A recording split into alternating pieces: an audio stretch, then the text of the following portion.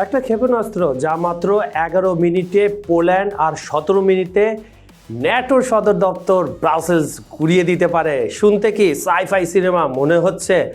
না বন্ধুরা, এটা 2025 সালের বাস্তবতা।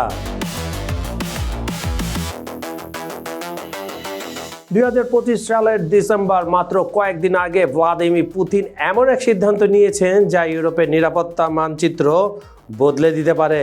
রাশিয়ার সবচেয়ে আধুনিক, সবচেয়ে ভয়ঙ্কর আর সবচেয়ে বিতর্কিত ক্ষেপণাস্ত্র ওরসনিক এখন বেলারুশে মোতায়েন।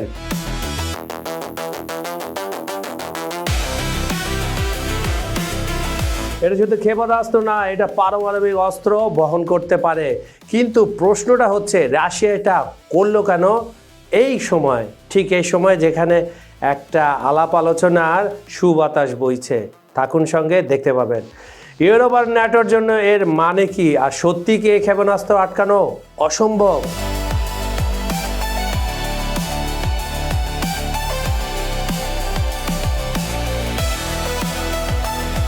বন্ধুরা, খবর সংযোগের টপ নিউজে আজকের এপিসোডে আমরা সব উত্তর খোঁজার চেষ্টা করব, আর একদম শেষে আছে একটা চমক।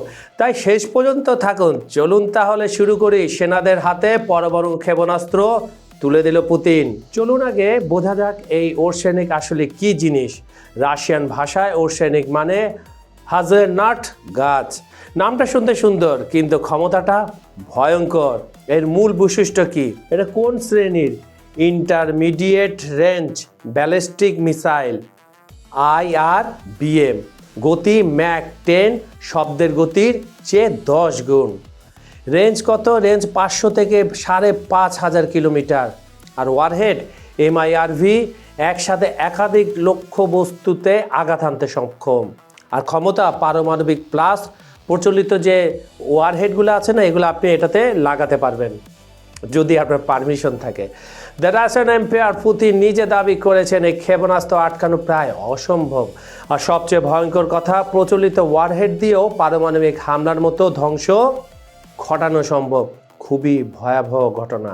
প্রথম ব্যবহার করা হয়েছিল 2024 সালের নভেম্বরে ইউক্রেনের দানিপ্র শহরে একটা কারখানায়।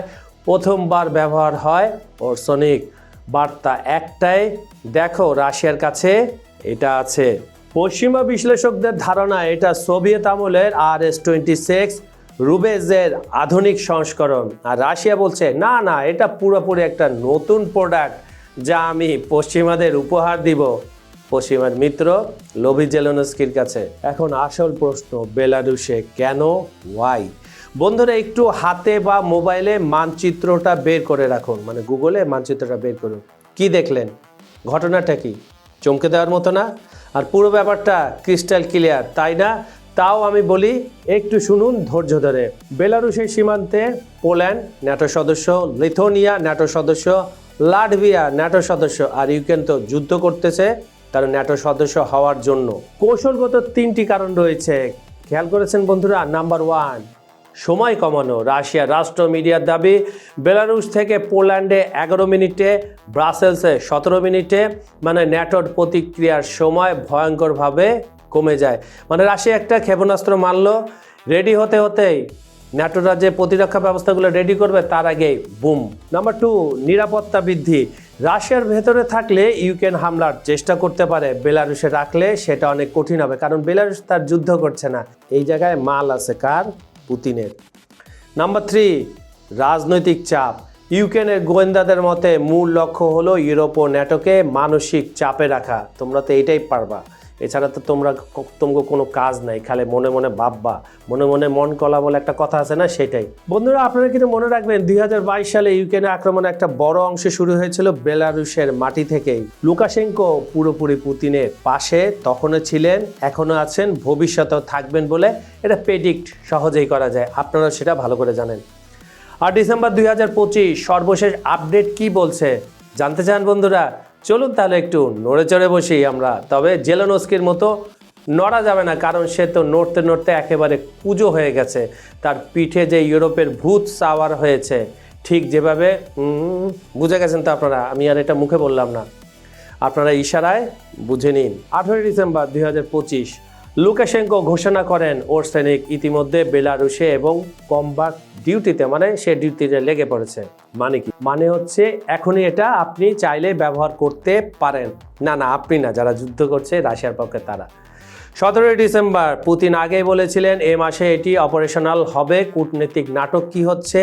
একদিকে পারমাণবিক ক্ষেপণাস্ত্র, অন্যদিকে আমেরিকার সাথে চুক্তি। কার? বেলারুশের।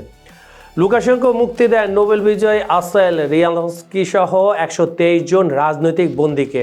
একটা কথা আপনাদের বলে রাখি, এ নিয়ে আমি কিছুদিন আগে একটা ভিডিও করেছি, দেখে নেবেন, ডেসক্রিপশনে লিঙ্ক দেওয়া থাকবে। আর এর বদলে আমেরিকা পটাশ নিষেধাজ্ঞা শিথিল করে। এক কথায় এক পায়ে পুতিন, আরেক পায়ে ওয়াশিংটন। বাহ, সুন্দর খেলা বেলারুশের। পারমাণবিক ছাতা 2024 সালে রাশিয়ার নীতি বদলে বলে। কি বলে? বেলারুশ এখন রাশিয়ার পারমাণবিক ছাতার নিচে। মানে বেলারুশকে কেউ যদি আঘাত আনে সেটা পুতিনের নেক্সট টার্গেট হবে। ভয়াবহ সেই বোতাম কার হাতে? $1 মিলিয়ন কোয়েশ্চেন। সবচেয়ে বিপজ্জনক প্রশ্ন, কে চাপ দেবে বোতামে? পুতিন বলছেন রাশিয়া নিয়ন্ত্রণ করবে, কিন্তু লক্ষ্য বাঁচায় বেলারুশের মত থাকবে। তার মানে তাকে কিছুটা প্রাধান্য দেওয়া হচ্ছে। আর ইউক্রেনের গোয়েন্দারা বলছে বাস্তবে সবই থাকবে রাশিয়ার স্ট্র্যাটেজিক মিসাইল ফোর্সের হাতে, যারা এটা কন্ট্রোল করবে। মানে কি বন্ধুরা, শেষ কথা পুতিনের আরেকটি বিষয়, কাছের লক্ষ্য হলে ভারী পোল্যান্ড নেওয়া যাবে। কাছের লক্ষ্য বেশি ধ্বংস হয়, এটা আমরা সবাই জানি। আপনি কলম দিয়ে কাউকে যদি আঘাত করতে চান, সে যদি 1 হাত দূরে থাকে অনেক জোরে ব্যথা পাবে, আর যদি 10 হাত দূরে থাকে আপনার পাওয়ার যতটুকু হোক ওই সেই প্রথমটার তুলনায় একটু কম হবে। এটাই বোঝাতে চাচ্ছে। ন্যাটো ও ইউরোপের আতঙ্ক। ন্যাটো বলছে এই মিসাইল প্রতিরক্ষা ব্যবস্থার জন্য বড় চ্যালেঞ্জ, তাদের কাছে এটা নাই। সমস্যা নাম্বার 1, ভয়াবহ এই মিসাইলটা পারমাণবিক না সাধারণ, আগে বোঝার উপায় নেই। সমস্যা 2, ম্যাক 10 গতির ক্ষেপণাস্ত্র আটকানো ভয়ঙ্কর কঠিন। পোল্যান্ড, বাল্টিক দেশগুলো আরও এয়ার ডিফেন্স চাইছে, দিয়ে কিচ্ছু হবে না, কেন এটা সেই এয়ার ডিফেন্সে ধরাই পড়বে না। ইউক্রেন যুদ্ধের যোগসূত্র, প্রায় 4 বছর হতে যাওয়া যুদ্ধ এখনো শেষ হয়নি। ডোনাল্ড ট্রাম্প সেই প্রথম দিন থেকে, মানে এটা তো আমার মতো ক্ষমতায় বসে না, তিনি যখন ক্ষমতায় আসলেন দ্বিতীয় মেয়াদের প্রেসিডেন্ট হয়ে সেই দিন থেকে শান্তি যাচ্ছেন, চেষ্টা করছেন, দৌড় দিচ্ছেন। আলাস্কা হয়ে ওভাল অফিসে, তারপর শান্তির ঠেলাগাড়ি কেন বলছি আপনারা বুঝতে পারবেন। গেল বার্লিন হয়ে, মস্কো হয়ে, আবার আমেরিকা ফ্লোরিডায়, কিন্তু এর মধ্যে শান্তির ঠেলাগাড়ির চাকা নড়বড় হয়ে গেছে। আর এই কুকাশটা, ঠেলাগাড়ির চাকা মানে শান্তির চাকাটা নষ্ট কে করেছে? পশ্চিমারা। আরও খোলাখুলিভাবে বললে হবে ইউরোপিয়ানরা। কিন্তু মস্কো আর কিয়েভ দুই দিকে কঠিন শর্ত দিচ্ছে। পুতিন সতর্ক করেছেন, দাবি না মানলে আরও এলাকা দখল করে নিব। আর মনে রাখবেন, বেলারুশে আগেই ট্যাকটিক্যাল পারমাণবিক অস্ত্র আছে। 2023 সালে ইউক্রেন দাবি করে তারা রাশিয়ার 3টি ওরসেনিক লঞ্চার ধ্বংস করেছে। কি মজার কথা, মানে মহাবারের আবদার। আমি ভাবলাম জেলেনস্কি ভাবলো, সেই লোভী লোকটা ভাবলো, আর এটা ধ্বংস করে ফেললো। দারুণ। নতুন শীতল যুদ্ধ, INF চুক্তি ভেঙেছে 2019 সাল। তারপর থেকে অস্ত্র প্রতিযোগিতা 1980 দশকের মতো। আবারও পূর্ব ইউরোপে মিসাইল, সবচেয়ে বড় বিদ্রূপ। রাশিয়া এতদিন ন্যাটোর পারমাণবিক শেয়ারিংয়ের বিরোধিতা করত, এখন নিজেরাই বেলারুশে একই কাজ করছে, কারণ পুতিন বাধ্য হয়েছে এটা করতে। তোমরা পুতিনকে বাধ্য করছো এটা করতে। সে বারবার ইউক্রেনকে বোঝাচ্ছিল যে তুই যাইস না বাবা, তোর নিরাপত্তা আমি দিব। একটা দেশ 4 পাশ থেকে তোমরা ঘিরা ধরবা, আর সে বসে বসে কলা খাইব, এত সোজা না ময়না দিছে না একদম কইরা। আর ওরসেনিক শুধু ক্ষেপণাস্ত্র নয়, একটি স্পষ্ট বার্তা। আকাশে যখন ওরসেনিক ছুটে যায় তখন তা শুধু ধাতু আর প্রযুক্তির সমাহার ছড়ায় না, এটি একটি বার্তা বহন করে, এক নীরব ঘোষণা যা শব্দের চেয়ে অনেক বেশি শক্তিশালী। এই বার্তা ন্যাটোর জন্য, তাদের জানান দেওয়া যে সীমানা অতিক্রমে পরিণত হবে ভয়াবহ, প্রতিটি পদক্ষেপে জবাব দেওয়া হবে, হয়তো এখনই না কিন্তু অবশ্যই টাইম মতো। এই বার্তা ইউক্রেনের জন্য, একটা দেশ যুদ্ধের মাঝখানে দাঁড়িয়ে, যেখানে স্বাধীনতা আর নিরাপত্তার মধ্যে এক সূক্ষ্ম ভারসাম্য বজায় রাখতে হচ্ছে, কচু রাখতে হচ্ছে। তোমাদের প্রেসিডেন্টের কারণে তোমাদের আজকে এই অবস্থা। ওরসেনিক তাদের স্মরণ করিয়ে দেয় যে এই যুদ্ধ শুধু তাদের ভূখণ্ডে সীমাবদ্ধ না, এটা অনেক বড় শক্তি দাবা খেলার একটি চাল মাত্র। এ বার্তা পুরো বিশ্বের জন্য, প্রতিটি দেশ, প্রতিটি নেতা, প্রতিটি নাগরিক সবাই দেখছে, কেউ ভয়ে, কেউ আশায়, কেউ নীরবতায়। কারণ একটি ক্ষেপণাস্ত্র শুধু লক্ষ্যবস্তুতে আঘাত করে না, এটি আন্তর্জাতিক সম্পর্কের ভিত্তিমূলক কম্পন সৃষ্টি করে। প্রশ্ন যেগুলা থেকে যায়, এখন প্রশ্ন একটাই, এটা কি প্রতিরোধ নাকি নতুন যুদ্ধের শুরু? প্রতিরোধ হলে এটা একটি সতর্কবাণী, একটি লাল রেখা টানা, যা বলে এর বেশি বাবা তুমি এগিয়েও না। এই ধরনের শক্তি প্রদর্শনের উদ্দেশ্য হতে পারে সংঘাতকে থামানো, আরও বড় যুদ্ধ এড়ানো। কিন্তু যদি এটা নতুন যুদ্ধের শুরু হয়, তাহলে ইতিহাস আবার নিজেকে পুনরাবৃত্তি করছে। প্রতিটি মহাযুদ্ধ শুরু হয়েছিল ছোট্ট একটা ঘটনা থেকে, যা পরে অগ্নিকাণ্ডে রূপ নিয়েছে। একটি ক্ষেপণাস্ত্র পরীক্ষা আজ, কাল হয়তো পূর্ণাঙ্গ সংঘর্ষ। বাস্তবতা হলো উত্তরটি নির্ভর করে ভবিষ্যতের আপনি কি সিদ্ধান্ত নেবেন তার উপর। কূটনীতি কি জয় হবে নাকি অহংকার?